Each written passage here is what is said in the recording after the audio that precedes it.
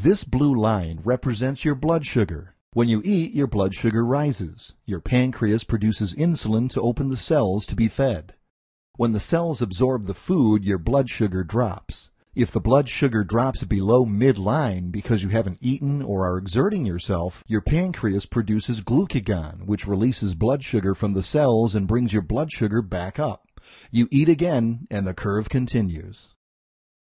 When you eat a balanced diet and eat frequently, your body can stay out of the red zones, danger zones.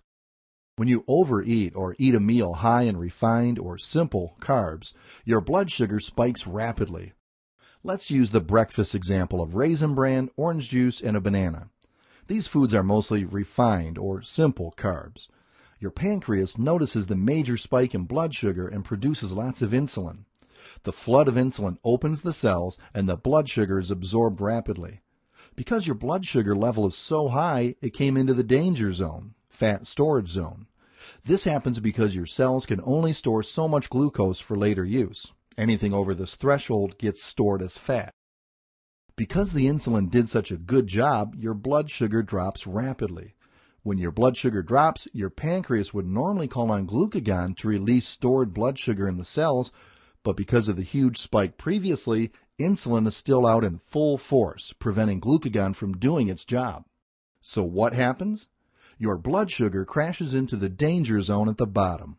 We'll call this the cranky nap time, starvation, low metabolism, fat storage, I want sugar zone. If your body can't call upon its stores of sugar or fat, it starves. All your brain knows is, I want sugar. This is about the time when those 3-month-old animal crackers in the break room start looking good. Yes. This is also what happens to us on Thanksgiving. Most people believe the myth that it's the tryptophan in the turkey that makes us drowsy. The amount of tryptophan in turkey is actually comparable to other meats. The average American consumes between 2,000 and 4,000 calories in a single meal on Thanksgiving Day. This causes a major spike in blood sugar. The overproduction of insulin causes the blood sugar to plummet into the nap time zone, and we stay there for a couple of hours. And what do you want the minute you wake up? Food, right? But not turkey and yams. You want bread, pie, and cookies. Your brain says, I need sugar. Now you know why. So what do? You either down 3 handfuls of animal crackers or suppress the craving and hold off until lunch and overeat. Either way, you're in trouble. The same cycle continues. Spike in blood sugar, overproduction of insulin, fat storage, blood sugar drop, and back to the cranky nap time zone. How many days a month would you pay cold hard cash for time off to take a nap about an hour after lunch? Now you know why.